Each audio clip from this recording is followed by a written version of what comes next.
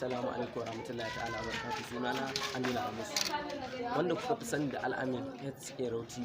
Insha Allah wannan tasha ta mai albarka za ta cigaba da kawo muku abubuwa kamar haka, kamar irin su games, video editor, photo editor, yadda za ka gyara hotonka kamar da system aka yi shi. Za ta kawo muku yadda za ka haɗa logo na dukkan sana'ar da kake, kama daga a ce kana yin aski, tailoring, girafa da dai sauransu duka insha Allah. Kuma za a kawo muku irin cartoon haka, irin kamar bidiyoyi na cartoon da ma za ka creating ɗin cartoon duka a phone ɗinka na Android duka insha Allah.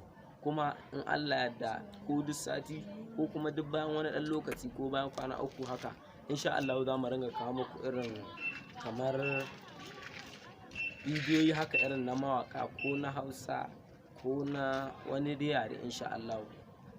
Duka fatan mu dai ku biyo mu a cikin wannan tasha tamu mai albarka.